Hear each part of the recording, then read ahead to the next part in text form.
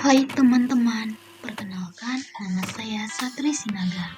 Di video kali ini saya akan menjelaskan mengenai kegunaan dari handphone dan dampaknya bagi pengguna. Selamat menyaksikan.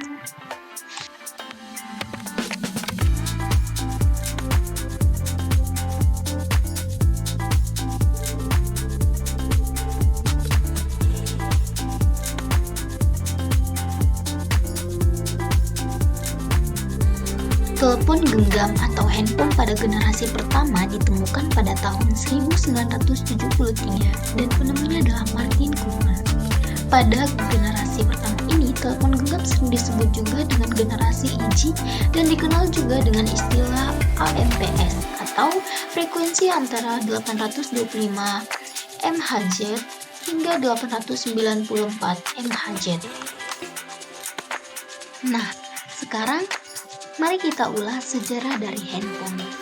Handphone ini dibuat untuk memudahkan komunikasi dengan orang lain, mencatat suatu hal, dan mengirim pesan.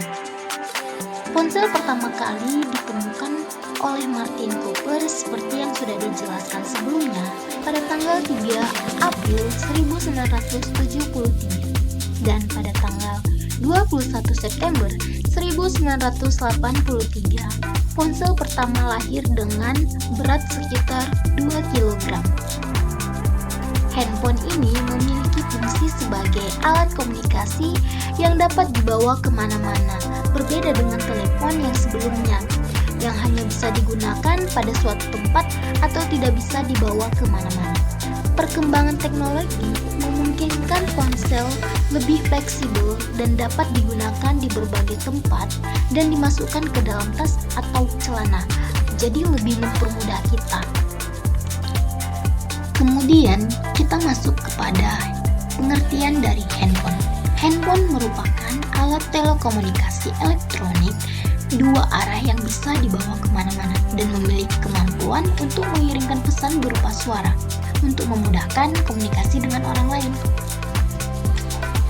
Kemudian kita masuk kepada fungsi handphone, di mana fungsi handphone yang dapat membantu kehidupan kita sehari-hari. Yang pertama itu sebagai media komunikasi, yang kedua dapat membantu dalam keadaan darurat, yang ketiga sebagai media penyimpanan data, yang keempat sebagai hiburan, dan yang kelima untuk membantu kita mengetahui informasi yang ada di dalam negeri maupun yang ada di luar negeri. Handphone memang memiliki banyak manfaat. Namun, jika kita gunakan secara berlebihan, handphone tersebut juga akan berdampak negatif bagi kita, di mana dampak negatif yang akan kita terima dari penggunaan handphone secara berlebihan. Yang pertama itu masalah penglihatan, yang kedua gangguan pola tidur, yang ketiga kurang fokus, yang keempat kecanduan gadget, yang kelima sakit kepala, yang keenam postur tubuh yang tidak ideal, yang ketujuh kerusakan otot dan ligamen, dan yang ke-8 risiko kecelakaan. Maka dari itu, jangan kita menggunakan handphone secara berlebihan, tapi kita gunakanlah handphone yang sesuai dengan kebutuhan kita. Akhir kata dari saya, ingat gunakan handphone sesuai dengan kebutuhan kita. Karena sesuatu yang berlebihan tidak baik, maka mari kita menggunakan handphone kita memang sesuai dengan kebutuhan kita. Karena kita akan merasakan manfaatnya. Dan jangan menggunakan handphone secara berlebihan, karena itu akan berdampak negatif bagi kita. Sekian dari penjelasan yang saya sampaikan mengenai handphone. Semoga video ini bermanfaat buat teman-teman. Terima kasih.